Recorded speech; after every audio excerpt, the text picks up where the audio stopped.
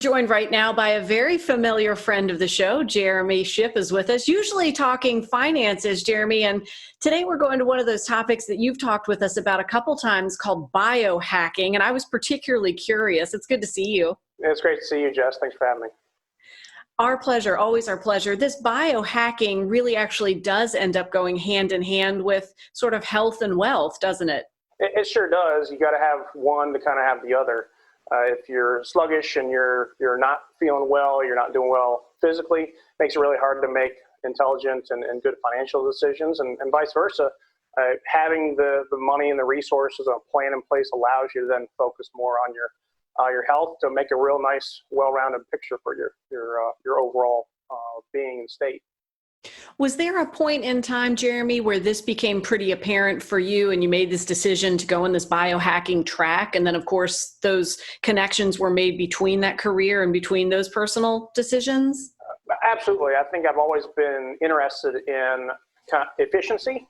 Obviously, from the money standpoint, which I talk about a lot on your show, but yeah, especially more for the personal. How can I be more efficient with what I'm eating and how I'm exercising, how I'm sleeping?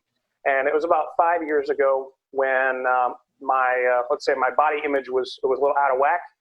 Had a little bit more poundage, a little more space around the belly than I was used to. And I started reaching out for help and asking people and doing a lot more research.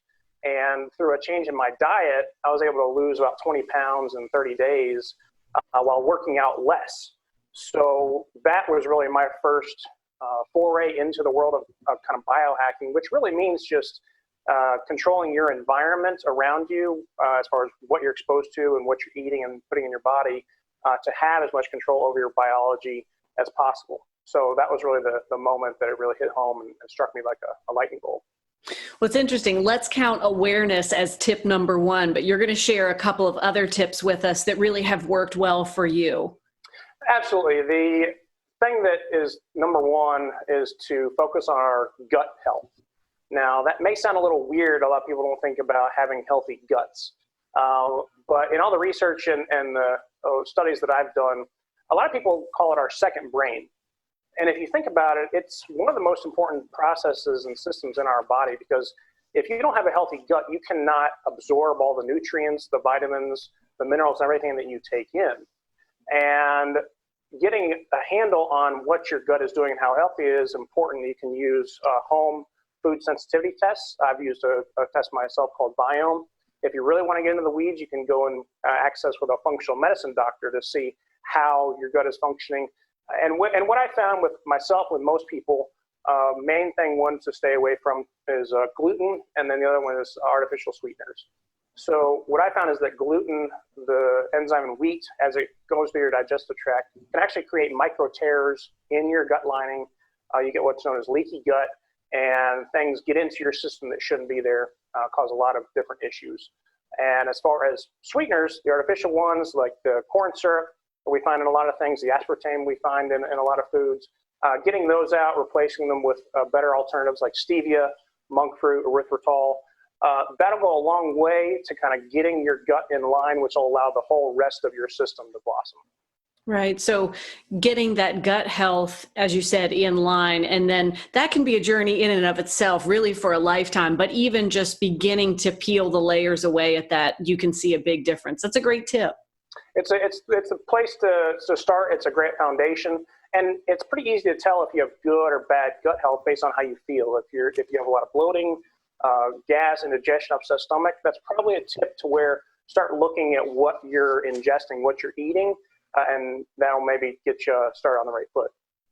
Well, Jeremy, we have about a minute left. You've got two other great ideas, and these are both tackleable too. The thing is, the next one, once we get our physical kind of gut health in order, let's start working on our mental and emotional state. And whether it's through breath work or meditation, some practices. One I really like to focus on and harp on is practice of gratitude. And I think gratitude is not just a feeling, it's a practice. It's something to be active in and do on a daily basis.